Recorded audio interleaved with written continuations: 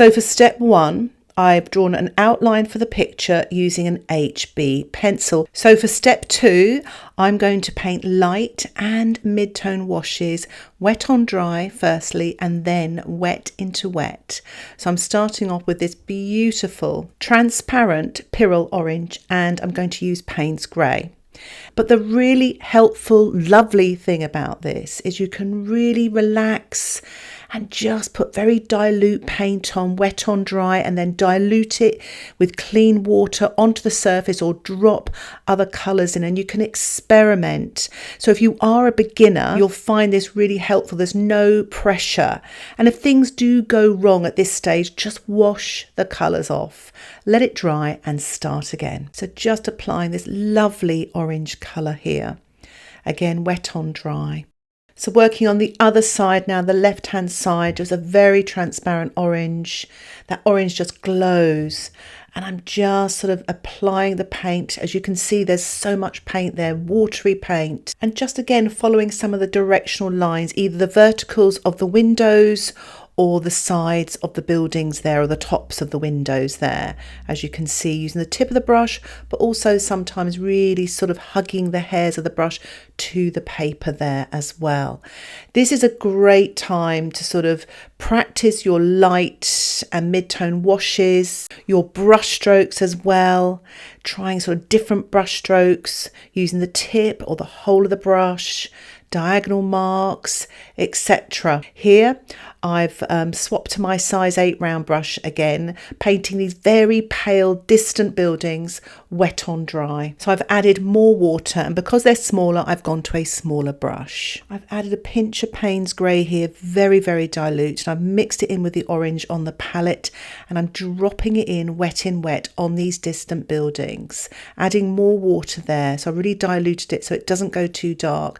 So I'm just adding little bits of information here, wet into wet. I'm painting the road here to the right, wet on dry, and then adding a slightly stronger wash there, almost damp into wet, didn't have as much water in there.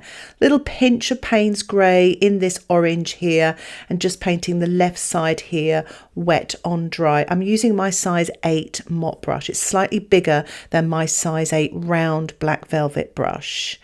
So I'm just adding, sort of mixing up the tonal values from a light to a light medium tonal wash here, and painting in between the people, but keeping everything really loose. So mixing up some more of the orange here, and I'm painting damp into damp or damp into wet, using the size 8 mop brush just to sort of describe some of the windows and the top of the windows, etc.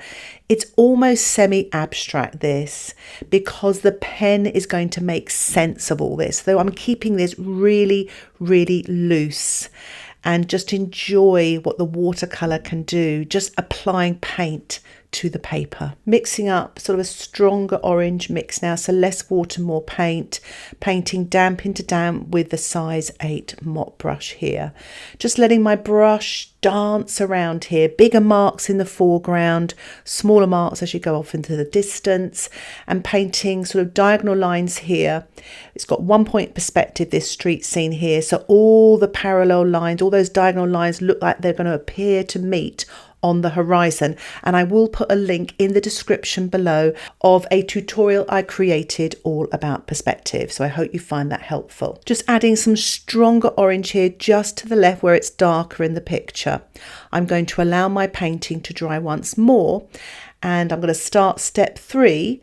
So in step 3, I am going to paint mid and darker tonal values on the buildings, wet on dry, and then wet into wet or damp into wet. So I've started with the furthest buildings here using my size 6 round brush. I don't want to put too much information here. I want to keep it pale, and I want the marks to be smaller, and that will create depth in my painting. Paler marks and smaller marks recede, whereas bigger, darker, stronger marks with lots more textures come forward, so you create the illusion of depth in your painting. So I'm just using a very dilute Paynes grey mixed with orange, about 50-50. And I'm using this size 6 brush, which I absolutely love. It's got a beautiful point, but it carries lots of paint or water as well. So mixing up some Paynes grey here using the size 6 brush. I've added some water there, and I'm just using the tip of the brush to add some details here in the distance. Again, I want them to be quite pale. So mixing up a pinch more of the Paynes grey, mixing it into the orange. It's about 70-30 here, 70% Paynes grey. And I'm using the tip of the brush just to add in some windows and architectural details here on this dome area, and just sort of adding sort of a little bit of detail now, because this is kind of more middle distance. You can get slightly stronger in your tonal value. And every time I sort of add a stroke wet on dry, I sometimes sort of dilute and soften the edges just here and there as well. So getting a little bit more of an orangey colour, really loading my brush there, and just painting in the windows and the top of the roof edge here, wet on dry, rinsing the brush and just sort of diluting there a little. Adding some of the windows now, so they're smaller as they go off into the distance and lighter, and then they get stronger in tonal value and bigger as they come towards us. As you can see, that's what I did there. So you don't have to paint in too much detail here with the washes. Your pen will give the detail later. So again, I am just using these two colours and just sort of painting in the marks here, wet on dry, letting my brush sort of dance, not trying to copy everything exactly. This area here is more in the foreground. So I'm painting bigger marks, stronger marks, so the paint's slightly creamier. And I'm just sort of trying to paint once in places as well, trying to keep everything really fresh and spontaneous looking, and sort of just painting doorways just once, just using the whole of the brush hairs there. So just adding a little bit of dark here at the bottom of the doorways and markings on the road as well. Diagonal lines that again appear to meet on the horizon. So keeping that really loose, I'm just using a clean sort of damp brush just to soften some of those marks. I'm just loosely painting in the sort of shop window sign or advertising sign here. Again, I'm going to let the pen give more information. Just sort of painting once, just to sort of paint in the doorways here, and it's about 70% Paynes grey and about 30% orange to make the colour darker as well. So using the tip of the brush to add the sort of smaller details in as well, sort of painting this doorway here using about 80% Paynes grey with 20% orange, and it's very sort of abstracty sort of marks here. I'm just sort of softening and diluting there as well. So you've got to be quite brave with the sort of mark making here. I've watered down this wash here. I'm just painting sort of, or glazing rather, a very thin wash over the buildings on the right hand side to kind of unify them and bring them together, make them look more solid. I'm going to allow my painting to dry once more. For step 4, I'm going to paint the people and the pavement, both wet on dry and wet into wet. So I'm using the size 6 brush, and I'm sort of painting the person right in the middle of that sort of street scene there, using Paynes grey with about 10% orange, and just sort of carefully shaping the person. Now, if you want more help with painting people, especially little people in street scenes, etc., I have created a tutorial all about this subject matter, and I will put a link for that tutorial in the description below. I'm painting the legs here with about 70% orange, 30% Paynes grey. And then for the shoes, 90% Paynes grey and 10% orange, using the tip of my size 6 brush. So painting the umbrella here, about 90% orange, 10% Paynes grey, wet on dry, still using that size 6 brush.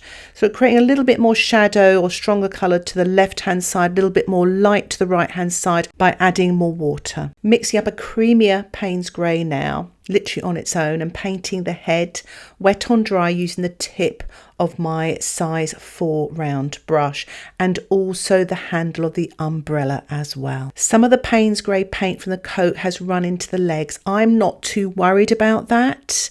I think that's quite sort of loose and effective. If you are worried about any sort of runs, just try to make sure there's a gap between each of the washes. So I'm painting this person here, kind of in the middle distance, wet on dry. Again, just using mostly Paynes grey with a pinch of the orange. And I'm going to start to paint some of the smaller people in the distance here. So remember, paler washes, smaller marks, as it goes off into the distance, will create depth in your painting. I'm painting some of the figures on the right-hand side of the street here. So it's literally an arch window for the bodies, and it's sort of a long, thin triangle for the legs there, and a very small head. I go into much more details about painting little people in my people painting tutorial, and you will find a link for that in the description. So just adding a little bit of reflection underneath here, so it looks like the pavements are wet, and painting the next figure here to the right, just using Paynes grey, slightly watered down, so it's a little bit lighter than the figure with the orange umbrella. So just sort of painting the sort of post here or the sign using just Paynes grey, wet on dry, loading my brush. It's quite a strong dark colour, and it really sort of comes away from that very sort of pale distance as well. Just adding a few darks and details to the figure here on the collar, in between the arms. It's pretty much wet on dry, it's dried off a little bit, and then adding some more information to the figures to the left hand side, using a little bit of orange here just to mix things up a little bit more Paynes grey mixed with the orange as well, using my size 6 brush, working wet on dry, and then just softening and diluting the bottom of the legs to make it look like reflection. So painting the person next to him wet on dry, using a sort of a lightish Paynes grey there. So I'm painting the person nearest to us on the left hand side. So I'm painting their umbrella, sort of darker on the left hand side, and I'll get a little bit lighter on the right hand side using my size 6 brush, just using Paynes grey on its own. So just painting the figure now, the sort of dark coat with the Paynes grey, using my size 6 brush, painting wet on dry. So just move through these figures step by step. So the one nearest to you, obviously they're bigger, and the tonal value will be stronger. So painting the taller post now here, wet on dry, using the Paynes grey with my size 6 round brush. So painting some of the reflections on the wet pavement here as well. And just using a very dilute Paynes grey and painting over this left hand side of the pavement here, and adding some more darks, wet into wet, and just adding some more reflections there as well below the people. So using my size 6 round brush, painting some stronger reflections here, damp into damp, below the two main people and the signpost, and then softer, lighter reflections for the middle ground people. And then just painting a little bit more darks and details to the right hand side here, still using the size 8 brush. They're almost sort of abstract, sort of geometrical marks here. And just remember that make them bigger, sort of in the foreground area, and sort of just smaller marks, slightly paler as you go off into the middle ground area, and even paler as you go off into the distance here. So I'm just adding a few marks, wet on dry. And as you can see here, just adding more details to the buildings on the left hand side, using a sort of a medium Paynes grey wash here, using my size 8 round brush. All pretty much wet on dry. I've decided to add a little bit more dark to the people just to bring them to life a little bit. So just using Paynes grey just here and there, using my size 6 round brush. These little dark accents really bring the people to life, especially the people in the foreground as well. Just paint once with your brush if you can. Try to resist going into too much detail. Remember, that's what the pen is for. I've mixed up a lovely dark there using the Paynes grey, about 70% and 30% orange, and I'm painting this wet on dry with my size 6 round brush. I felt this had really paled off a little bit, so I just wanted to deepen the darks, especially on the left hand side, adding more darks to the left hand side, and I'm going to add a little bit of dark to the left hand side of the orange umbrella, and a little bit of dark to the people here on the left as well, wet on dry. Pretty much everything has dried off a little bit, so just a little bit more dark accents here and there, just to make it look really 3D as well. And just adding a few more diagonal darks here on the road so that they appear to me on the horizon. That will just create the illusion of depth. And then just mixing up some of the orange on its own and painting the lights here at the top using my size 6 brush, wet on dry. Obviously smaller marks as it goes off in the distance and paler as well. Adding a touch more dark to the umbrella here. I didn't feel it was strong enough, so I've added Paynes grey into that orange as well. I'm going to allow the painting to dry once more. For step 5, I'm going to use Derwent's Black Line Maker. And I'm going to draw onto the dry surface, sort of filling in those details. And I've got quite a loose style, but I would say just go with your own style. You may want a little practice. And what I'll do is I'll put a link in the description of a tutorial where I go into a lot more depth about using line and wash and the different pens that you can use as well. But I love this part of line and wash because you can really express yourself with line. And I'm just going around the different shapes here, bringing them to life. You can see how the pen comes forward. You can scribble to create some shading there and just give more detailed information.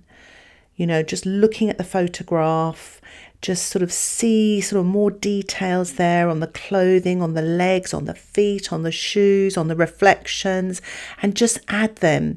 And you can go over your drawing once and very lightly just to build up the confidence, and then go over it again. But try to sort of create broken lines. Don't have a fully closed line, just in case you sort of go a little bit askew somewhere. And also I've got the pencil drawing underneath, which I will rub out. So I'm still following that a little bit. And also the shape of the sort of colours and marks that I've created with the watercolour as well. Now I haven't speeded this up. I do draw quite quickly. But as you saw at the beginning of this tutorial, if you want to slow anything down, you can do so. So as you can see, they're just building up the detail, really brings this painting to life. Makes all the washes look fresher as well. And your marks can be quite abstract. You don't have to give all the detail that you can see in the photograph. Make it your own. Express those marks and make that picture your own. So as I move off into the middle distance and then into the distance, I'm actually going to draw less detail so it looks further away, so you can't see as much information. So here I'm just gently sort of scribbling a few marks, but just keeping it soft, etc., so it doesn't come forward and make your painting look flat. I'd actually left a white gap here, so I'm just filling it in with the orange and then a little bit of the Paynes grey on top there, and just adding a few more sort of darks with the washes just here and there where I felt that it was got a little bit pale in areas there.